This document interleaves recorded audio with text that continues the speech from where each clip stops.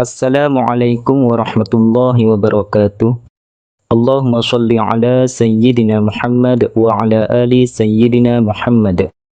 Kembali lagi bersama kami di channel yang penuh dengan keberkahan. Semoga kita semua mendapatkan syafaatnya Nabi Muhammad sallallahu alaihi wasallam di hari akhirat kelak. Amin ya rabbal alamin. Kasus pembunuhan Vina oleh geng motor di Cirebon, Jawa Barat kembali viral di media sosial. Pasalnya, selama 8 tahun, 3 tersangka pembunuhan dari total 11 tersangka belum juga ditangkap polisi. Dan kembali viral dikarenakan telah diangkatnya kepada sebuah film layar lebar yang berjudul Vina Sebelum 7 Hari. Namun pada video kali ini, kami tidak akan membahas siapa Vina, mengapa ia dibunuh, atau membahas kronologi yang sebenarnya, yang mana kami hanya akan membahas sebuah ayat dan hadis yang berkaitan dengan kejadian yang dialami oleh Vina tersebut. Sebagaimana yang kita ketahui yang bahwa Vina adalah seorang pelajar yang menjadi korban pembunuhan. Berbicara tentang pembunuhan, dalam Islam sangat jelas diterangkan yang bahwa barang siapa yang telah membunuh muslim lainnya, maka ia akan mendapatkan dosa yang besar. Sebelum kita lanjutkan, mungkin ada di antara sahabat sekalian yang hajatnya belum terkabulkan.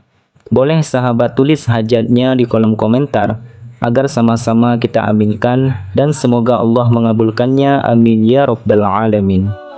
Dan jangan lupa untuk menonton videonya sampai selesai, agar sahabat sekalian tidak salah faham dan dapat memahaminya dengan jelas dan benar.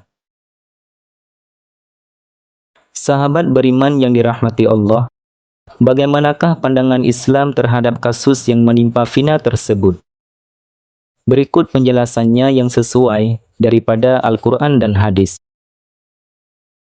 Tidak ada seorang pun yang kehidupannya ingin terganggu, baik gangguan rohani ataupun jasmani, di mana zaman yang semakin hari semakin canggih, dan kejahatan pun semakin hari semakin bertambah. Walaupun oleh pemerintah telah melakukan berbagai upaya, namun undang-undang tersebut seperti tidak ada fungsinya. Oleh sebabnya, hendaknya di zaman yang seperti sekarang ini, setiap insan harus memiliki pegangan masing-masing. Selain iman dan takwa, kita juga harus memiliki pegangan seperti silat dan karate ataupun sejenisnya. Hal ini sangat penting melihat maraknya kejahatan seperti pembunuhan.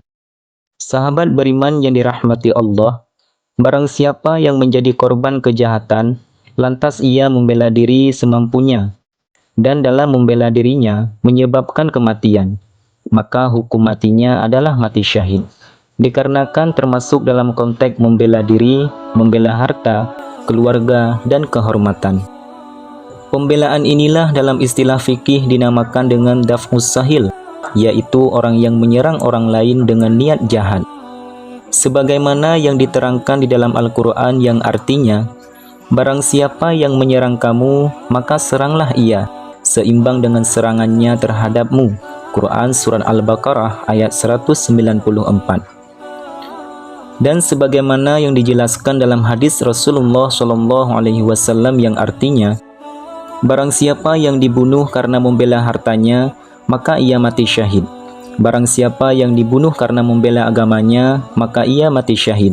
Barang siapa yang dibunuh karena membela darahnya, maka ia mati syahid.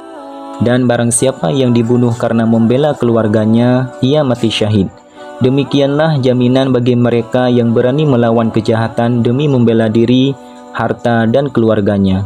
Demikian pula melawan kejahatan dalam rangka membela diri orang lain adalah hukumannya sama seperti membela diri sendiri. Dan Rasulullah SAW juga telah bersabda yang artinya, barang siapa yang di depannya ada seorang mukmin dihinakan, kemudian ia tidak menolongnya, padahal ia mampu menolongnya, maka Allah akan menghinakannya di depan pemuka para makhluk kelak di hari kiamat. Demikianlah pula sebaliknya jika di dalam proses pembelaan diri itu, seorang begal terbunuh maupun terpotong tangannya, ataupun tercerai, maka tidak ada dosa dan tidak ada hukuman untuknya. Sahabat beriman sekalian, pada dasarnya tidak ada satupun agama di dunia ini yang menghalalkan pembunuhan, sebab tujuan agama adalah untuk perdamaian, menyebarkan kasih sayang, dan mengatur tatanan sosial agar lebih baik. Sebagaimana diterangkan dalam Al-Quran yang artinya, barang siapa yang membunuh seorang manusia bukan karena orang itu membunuh orang lain, ataupun bukan karena membuat kerusakan di muka bumi, maka seakan-akan ia telah membunuh manusia seluruhnya. Quran Surat Al-Ma'idah ayat 32. Membunuh seorang manusia disamakan dengan membunuh semua manusia, karena setiap manusia pasti memiliki keluarga, keturunan, dan ia merupakan anggota dari masyarakat, yang mana membunuh seorang hamba sama seperti membunuh atau menyakiti keluarganya, anak, dan masyarakat di sekelilingnya. Oleh karenanya, Islam menggolongkan pembunuhan sebagai dosa besar kedua setelah syirik. Sahabat beriman sekalian, sebagaimana yang telah kita ketahui bersama, dalam syariat Islam, pembunuhan adalah suatu kejahatan yang tergolong ke dalam dosa besar setelah syirik. Dan barang siapa yang terbunuh dikarenakan membela diri atau harta, maka orang tersebut akan mati syahid. Sebagaimana yang telah dialami oleh saudara kita di Cirebon, Jawa Barat, yaitu hamba Allah yang bernama Vina, yang mana ia, sebagaimana yang kita ketahui, ia kembali kepada Sang Pencipta dikarenakan pembunuhan yang dilakukan oleh beberapa orang laki-laki. Jika kita berpegang pada hadis yang telah Rasulullah sabdakan, itu artinya Vina Cirebon tersebut telah mendapatkan mati syahid, dikarenakan telah dibunuh dan membela dirinya sendiri. Semoga arwah Vina tenang di alam sana, dan semoga bagi orang yang telah membunuhnya diampuni dosanya, dan dapat menjadi pelajaran bagi orang lain agar berhati-hati dalam mengambil keputusan. Demikianlah sedikit pembahasan mengenai seseorang yang mati dikarenakan dibunuh, dan bagaimanakah hukumnya dalam Islam. Semoga kita semua dijauhkan daripada hal-hal demikian, dan dimudahkan dalam membantu sesama saudara. Jangan lupa untuk membagikan videonya kepada orang-orang yang kita sayangi, agar kita tergolong ke dalam hambanya yang selalu berbagi dalam kebaikan. Semoga informasi yang kami bagikan bermanfaat. Jika ada kekurangan dan kesalahan, mohon diperbaiki dan dimaafkan. Hanya sekian, wallahu a'lam, wassalamualaikum warahmatullahi wabarakatuh.